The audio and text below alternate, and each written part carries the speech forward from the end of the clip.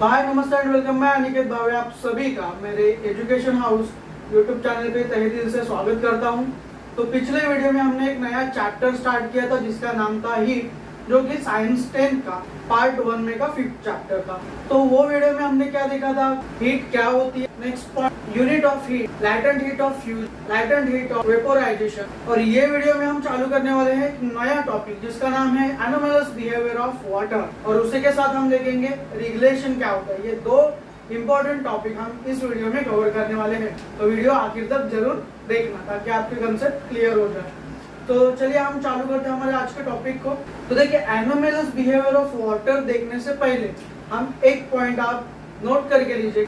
तो अगर सिंपली अगर आपने किसी भी लिक्विड को हीट दे दी, मतलब गर्म कर दिया, तो क्या होता है, वो एक्सपैंड हो जाता है। एक्सपैंड हो जाता है मतलब क्या, उसका वॉल्यूम बढ़ जाता है। समझ लीजिए कि हमारे पास एक स्टैंड है, उस स्टैंड के ऊपर एक बीकर रखा हुआ है, और जब उस बीकर में हमने कुछ लिक्विड डाल दिया, मतलब स्टार्टिंग में अगर आपने उसका टेम्परेचर देख लिया बाय यूजिंग थर्मोमीटर, तो आपको पता चलेगा कि उसका जो टेम्परेचर है वो कितना रहेगा, 0 डिग्री सेल्सियस।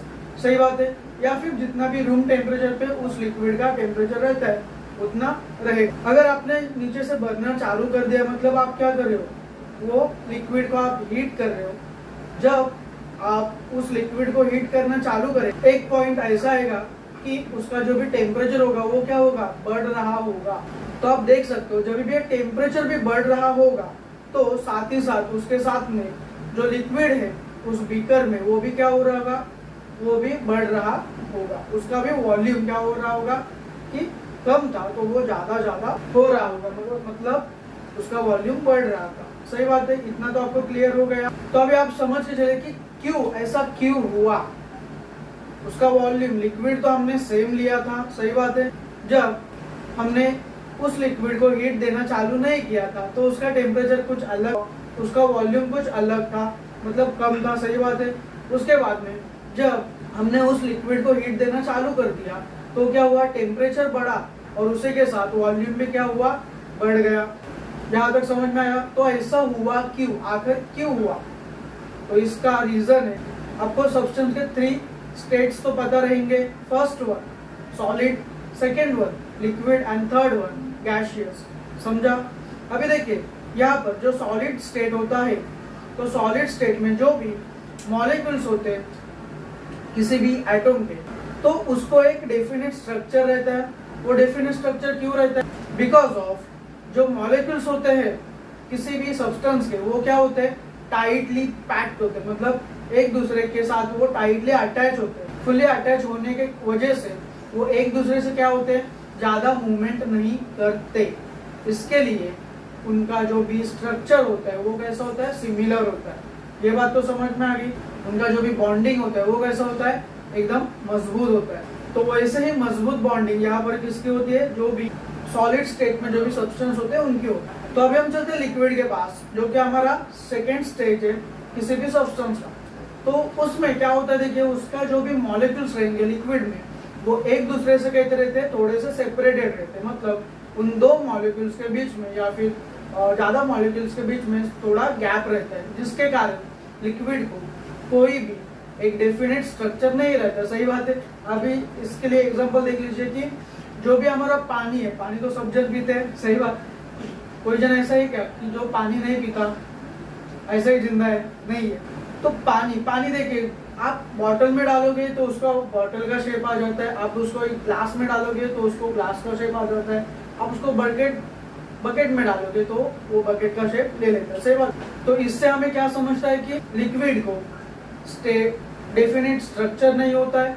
लिक्विड के जो बॉन्ड होते हैं, मतलब जो भी मॉलिक्यूल्स के बीच में जो भी बॉन्डिंग होती है वो कैसे होती है, थोड़ी सी लूज होती है। मतलब दोनों भी मॉलिक्यूल्स के बीच में क्या होता है, गैप होता है, जिसके कारण अगर किसी भी लिक्विड को अगर आपने हीट दे दी, मतलब उसको आपने बाहर हीट सप्लाई की, तो क्या होता है, उसके जो बॉन्ड रहते हैं वो क्या होते हैं, इजीली ब्रेक हो जाते हैं थोड़े टाइम के बाद। तो उसी के वजह जो वॉल्यूम हमने देखा था कि लिक्विड का वॉल्यूम कैसा था, कम था, जब हमने उसको हीट नहीं दी थी। तो सही बात है। तभी उसके जो भी मॉलिक्यूल्स थे वो एक दूसरे के साथ कैसे थे, थोड़े थोड़े गैप से अटैच थे। तो अभी जब हमने हीट देना उसको चालू कर दिया उस लिक्विड को, तो क्या उन दोनों मॉलिक्यूल्स के बीच का या फिर उस लिक्विड के मॉलिक्यूल्स के बीच का जो भी बॉन्ड था वो क्या हो गया, ब्रेक हो गया।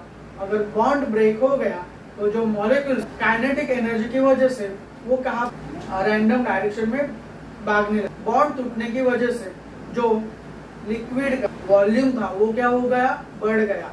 तो ये सारा रामायण महाभारत मैंने किस लिए सुना है आपको कि एक ही पॉइंट के लिए किसी भी लिक्विड को अगर हमने एक्सटर्नल हीट सप्लाई कर दी तो क्या होता है कि उसका वॉल्यूम बढ़ जाता है। अभी हम चलते हैं नेक्स्ट पॉइंट के ऊपर, एनोमलस बिहेवियर ऑफ वाटर। लेकिन एक ऐसा लिक्विड भी है सब लिक्विड में जो इसके अपोजिट बिहेवियर शो करता है, जिसका नाम है वाटर, H2O। अगर आपने वाटर को हीट सप्लाई कर दी, मतलब वाटर को अगर आपने गैस पर रखा तो क्या होगा, एक सर्टेन टेम्परेचर पे, मतलब 0 से लेकर 4 डिग्री के टेम्परेचर पे वाटर क्या होता है, उसका वॉल्यूम बढ़ नहीं जाता, वो क्या होता है उल्टा कम हो जाता है, मतलब कॉन्ट्रैक्ट हो जाता है। ये एक अलग बिहेवियर दिखाता है वाटर एक सर्टेन टेम्परेचर तक, जो कि टेम्परेचर है 0 डिग्री से 4 डिग्री के बीच में। अगर वो टेम्परेचर 4 डिग्री के ऊपर चला गया तो फिर से वाटर क्या होता है, एक्सपैंड होता है, मतलब जो भी वाटर का वॉल्यूम रहेगा वो क्या होता है, बढ़ जाता है। तो देखिए अभी आपने लिक्विड का तो समझ के लिया बिहेवियर, अभी हम समझ के लेते हैं बिहेवियर लिक्विड में से जो एक्सेप्शन है H2O यानी कि वाटर, उसका बाजू के डायग्राम आप देख लीजिए। उसमें क्या है, नीचे एक बर्नर है, बर्नर के ऊपर एक बीकर है, तो उस बीकर में हमने कोल्ड वाटर डाल दिया, मतलब ठंडा पानी डाल दिया है। तो ठंडा पानी का टेम्परेचर कितना होगा, 0 डिग्री सेल्सियस, सही बात है। तो जब हम वो वाटर को एक्सटर्नल हीट सप्लाई कर देंगे तो क्या होगा, उसका टेम्परेचर, और आप उसका वॉल्यूम भी देख सकते हो वो वाटर का कितना है वो। जब हम उस वाटर को हीट सप्लाई कर देंगे एक्सटर्नल हीट तो क्या होगा, एक 0 डिग्री से 4 डिग्री तक, 0 डिग्री से 4 डिग्री टेम्परेचर तक वो वॉल्यूम क्या होगा वाटर का, कम होता जाए, एक्सपैंड होने की जगह वो उल्टा क्या होगा, कॉन्स्ट्रैक्ट होगा। जब वो टेम्परेचर अबव 4 डिग्री सेल्सियस के जाएगा, मतलब 5 degree Celsius, 6 degree Celsius, 7 degree Celsius ऐसा ऊपर जाएगा तो क्या होगा, वो वाटर जो कॉन्ट्रैक्ट हुआ था, जो जिसका वॉल्यूम कम हुआ था, तो वो उल्टा फिर से क्या होगा, एक्सपैंड होगा, वो वॉल्यूम बढ़ते बढ़ते जाएगा। तो अभी बाजू में स्क्रीन पर आपको एक ग्राफ दिखाई दे रहा होगा। तो वो ग्राफ क्या शो करता है कि वाटर क्या करता है, 0 से लेकर 4 डिग्री सेल्सियस तक एनोमलस एबनॉर्मल बिहेवियर दिखाता है। मतलब क्या हमने देखा था थोड़ी देर पहले, अगर हमने वाटर को 0 से हीट करना चालू कर दिया तो फिर क्या होगा, 0 से लेके 4 डिग्री तक वाटर क्या होगा, कॉन्ट्रैक्ट होगा, मतलब क्या हो जाएगा, वो सिकुड़ जाएगा। और 4 डिग्री के जैसे ही आगे जाएगा तो वाटर क्या होगा, एक्सपैंड होगा, मतलब उसका वॉल्यूम क्या होगा, बढ़ेगा। तो यही बात इस ग्राफ में दिखाई दे रही। समझ लीजिए कि हमारे पास एक स्टैंड है, स्टैंड के ऊपर एक बीकर रखा है और उसके अंदर वाटर है। तो वाटर को अगर हमने हीट करना चालू कर दिया तो क्या होगा, उसका जो टेम्परेचर रहेगा, और स्टार्टिंग का टेम्परेचर कितना है वाटर का, 0 डिग्री सेल्सियस है। तो जैसे हम उस हीट करना चालू कर देंगे तब क्या होगा, उसका टेम्परेचर बढ़ के कितना हो जाएगा, 1 degree Celsius, 2 degree Celsius, 3 degree Celsius. बाजू के ग्राफ में आपको क्या दिखाई दे रहा है कि जब वाटर का टेम्परेचर 1 डिग्री सेल्सियस पर पहुंच गया तब पानी का जो वॉल्यूम था वो क्या हो गया, थोड़ा सा कम हो गया, मतलब जो ग्राफ है वो थोड़ा सा नीचे आ गया। उसके बाद में जैसे टेम्परेचर 2 डिग्री हो गया, पानी का वॉल्यूम क्या हो गया, कम, यानी कि जो ग्राफ है वो और क्या हो गया, थोड़ा नीचे आ गया।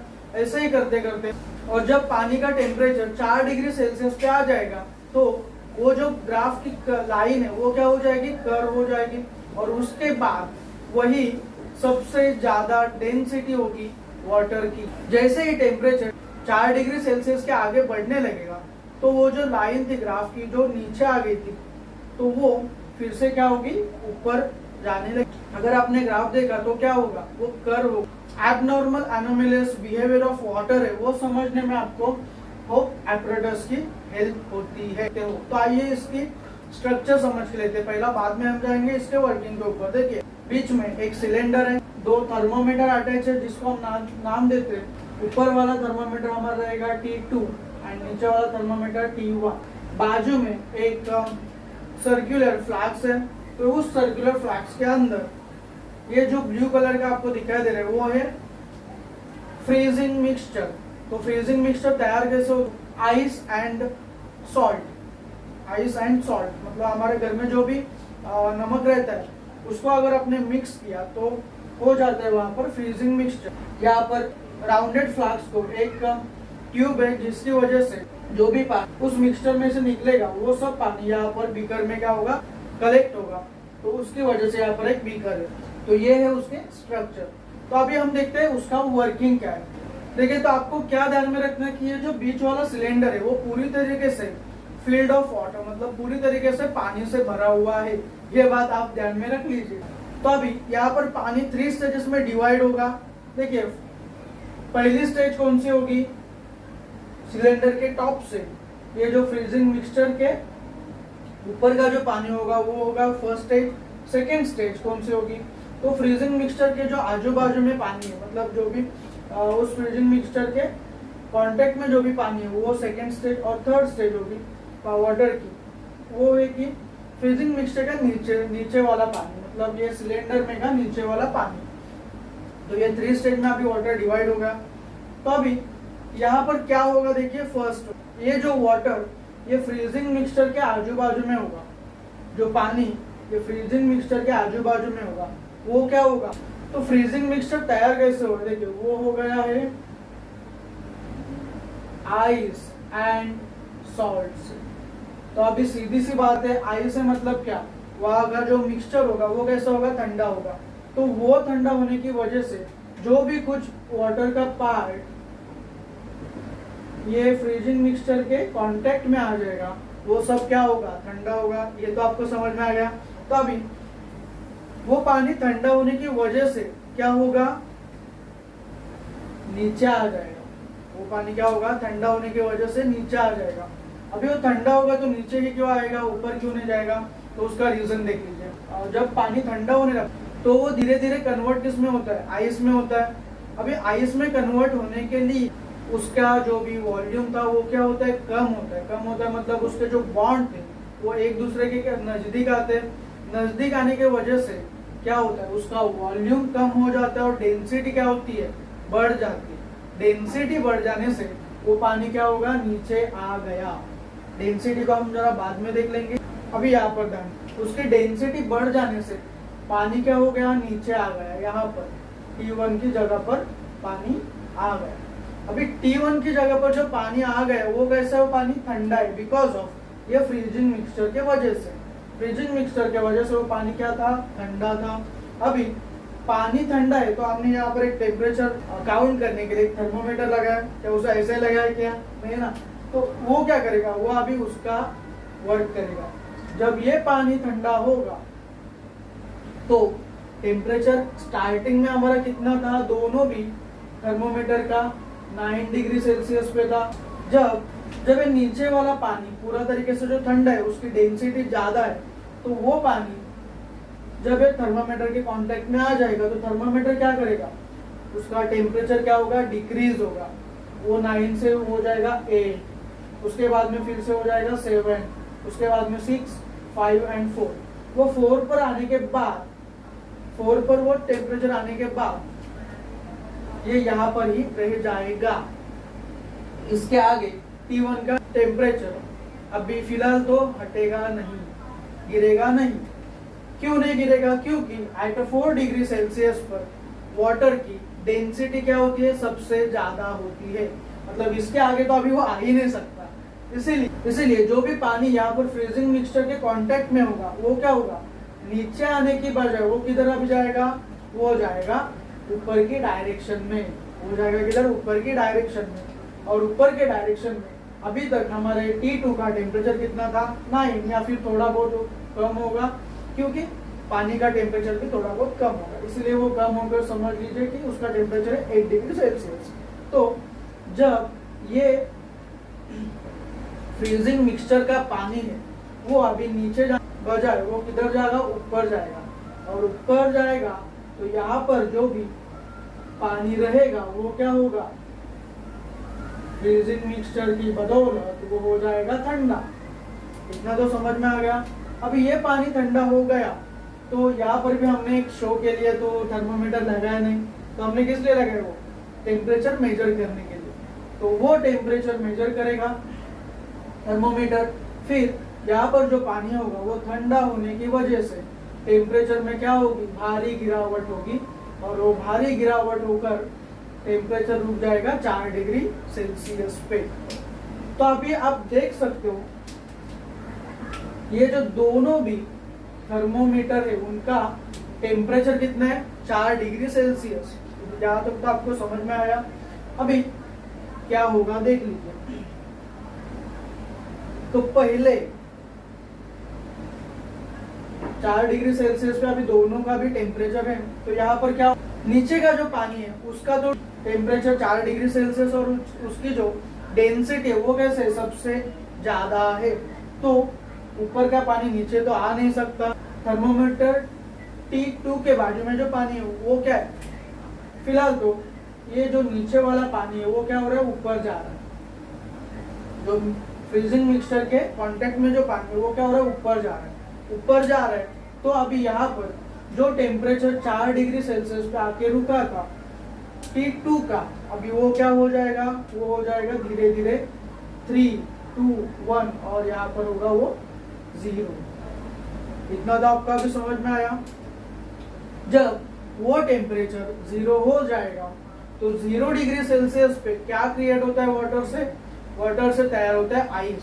सही बात है। तो यहाँ पर जो भी ऊपर का जो सिलेंडर का पॉइंट है वो सब क्या हो जाएगा, आइस बन जाएगा। वो सब आइस बनने की वजह से फ्लास्क के अंदर का जो भी वाटर है उसका बाजू वाले एनवायरनमेंट से कोई भी लेन देन नहीं है। क्यों नहीं है, क्योंकि ice is a bad conductors of heat.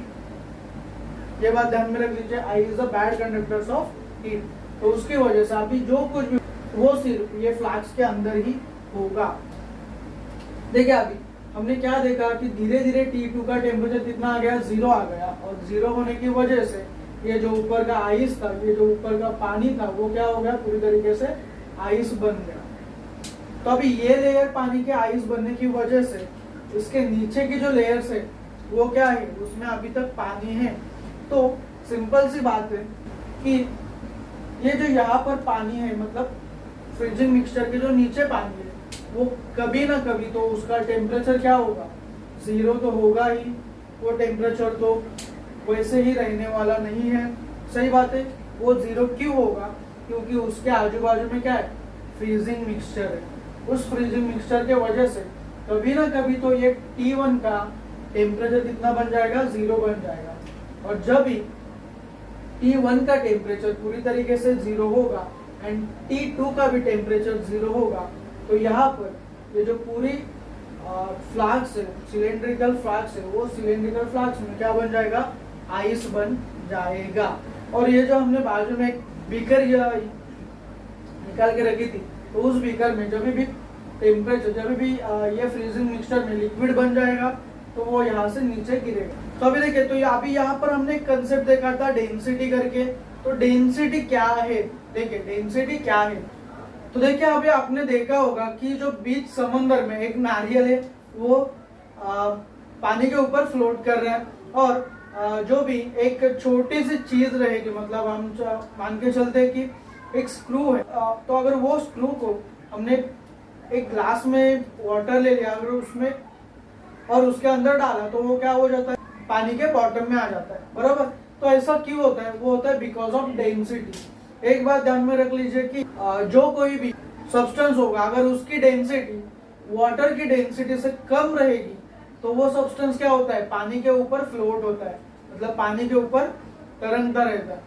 अगर उसकी डेंसिटी पानी के डेंसिटी से ज्यादा होगी तो क्या होता है, वो पानी के नीचे डूब जाता है। तो यही रीजन था कि एक जो छोटा सा स्क्रू था वो पानी के अंदर डूब गया, और जो बड़ा नारियल था उसके कंपेरेटिवली वो पानी के ऊपर फ्लोट हो रहा था। तो अभी ये डेंसिटी का डेफिनेशन देख लीजिए। Density is defined as mass per unit volume. Density को रो इसको कहते हैं रो। तो ये सिंबल यूज किया जाता है। यूनिट ऑफ डेंसिटी है केजी पर मीटर क्यूब। केजी मतलब मास हम केजी में काउंट करते हैं और वॉल्यूम हम मीटर में काउंट करते हैं एसआई सिस्टम में। और इसका फॉर्मूला डेंसिटी का, density is equal to mass upon volume. तो अभी रो की जगह हम डी भी यूज करते हैं डेंसिटी के लिए, तो उसका फॉर्मूला हो जाता है D is equal to M by V. तो यहाँ पर आप देख सकते हो कि डेंसिटी एंड वॉल्यूम ये एक दूसरे से कैसे अपोजिट है। मतलब अगर डेंसिटी बढ़ गई तो वॉल्यूम क्या होगा, कम होगा। अगर वॉल्यूम बढ़ गया तो डेंसिटी क्या होगी, कम होगी। ये बात आप ध्यान में रख लीजिए, दोनों भी एक दूसरे के बराबर अपोजिट है, विरुद्ध है। तो ये बात अपने ध्यान में फिक्स बिठा के रखिए। मराठी में हम डेंसिटी को कहते हैं घनता। वो मंदिर की घंटा नहीं, ये क्या है, घनता। ये समझ के रखिए। तो अभी देखिए बाजू में आपको एक इमेज दिखाई दे रही होगी जो कि एक तालाब की इमेज है, या फिर आपने डिस्कवरी में देखा हो फॉरेन कंट्रीज है जहाँ पर बर्फ गिरता है, तो वहां पर क्या होता है, तालाब के ऊपर जो पूरी तरीके से बर्फ जमा हुई होती है और उसके अंदर जो भी जीवन होता है, मतलब जो भी मछलियां होते हैं, जो भी प्लांट्स होते हैं, वो फल फूल रहे होते हैं, वो उनकी जिंदगी जीते। ये तो बात आपने देखी होगी। तो वो क्यों होता है, ऐसा होता क्यों, ये बात हम अभी देखने वाले हैं। तो अभी ये आपको इमेज दिखाई दे रही है। तो इस इमेज के तो तालाब के वाटर को हम 4 पार्ट्स में डिवाइड कर लेते हैं। तो उसमें का जो ऊपर का जो लेयर होगा वाटर का, तो वो एनवायरनमेंट के कांटेक्ट में आ जाएगा। बाकी का जो पानी का वाटर है, अभी वहां का जो मतलब जो फॉरेन कंट्रीज है या फिर जहाँ पर बर्फ गिरता है, तो वहां पर जो भी पानी का टेम्परेचर वो क्या हो, कभी ना कभी तो वो 0 डिग्री सेल्सियस पे आएगा। सही बात है। समझ के चले कि जो भी एनवायरनमेंट वो लेक के बाजू का, तो वहां का टेम्परेचर कितना होगा, समझ के लीजिए वो पानी का टेम्परेचर 10 डिग्री या 12 डिग्री सेल्सियस होगा ऊपर के लेयर का। तो फिर क्या हो, अगर पानी का टेम्परेचर 4 डिग्री सेल्सियस से ऊपर जाए तो पानी क्या होता है, एक्सपैंड हो, मतलब उसका वॉल्यूम क्या होता है, बढ़ जाता है। तो अभी जो टॉप वाला लेयर होगा वाटर का, एनवायरनमेंट के कांटेक्ट में आ जाएगा। और अभी देखिए कि कभी ना कभी तो वहां का मतलब जो अलास्का होगा या फिर अंटार्कटिका होगा, तो वहां का टेम्परेचर कभी ना कभी तो एनवायरनमेंट का 0 होगा। अभी वहां का तो नॉर्मली 0 से नीचे रहता है। सही बात। जब वो टेम्परेचर 0 होगा तब क्या होगा, जो ऊपर वाला लेयर होगा वाटर का, वो कांटेक्ट में आ जाएगा एनवायरनमेंट के, और उसका भी टेम्परेचर क्या धीरे धीरे क्या होगा, वो 0 डिग्री सेल्सियस पे आएगा। तो हमें क्या पता है कि एट 0 डिग्री सेल्सियस पानी से क्या बनता है, आइस बन जाता है, बर्फ बन जाता है, ये तो हमें पता है। तो क्या जिसका टेम्परेचर 0 डिग्री सेल्सियस था, तो वो लेयर का पूरा कन्वर्जन में किस में होगा, बर्फ में होगा, मतलब आइस में होगा। और उसके नीचे का जो भी पानी था, मतलब वो बर्फ के लेयर का नीचे का जो भी पानी था, उसका टेम्परेचर एज अ कांस्टेंट रहेगा। मतलब समझ के चलिए कि वो टेम्परेचर अगर 4 डिग्री सेल्सियस रहेगा, तो वो टेम्परेचर उसके बाद में 4 ही डिग्री सेल्सियस रहेगा। वो ना ही तो बढ़ेगा और ना ही तो कम होगा, क्योंकि ice is a bad conductors of heat. मतलब क्या है, आइस ये हीट का बैड कंडक्टर्स है, वो हीट को ट्रांसफर नहीं करता। तो उसकी वजह से क्या होगा, बर्फ के लेयर का नीचे का पानी होगा, तो उसका आजू बाजू के एनवायरनमेंट से पूरी तरीके से कांटेक्ट टूट जाएगा, और उसकी वजह से वहां का टेम्परेचर कांस्टेंट रहेगा। और ये एक ही रीजन है कि वहां पर मतलब ऊपर की लेयर बर्फ होने के बावजूद नीचे मछलियां या फिर जो भी कुछ प्लांट्स होंगे वो वहां पर अभी तक जीवित है। तो इस वीडियो में सिर्फ इतना ही। इसके आगे के वीडियो में हम देखेंगे रिगुलेशन क्या होता है और ड्यू पॉइंट और ह्यूमिडिटी, ये एक इम्पोर्टेंट पॉइंट हम नेक्स्ट वीडियो में कवर करने वाले हैं। तो तब तक के लिए स्टे ट्यून। अलविदा दोस्तों।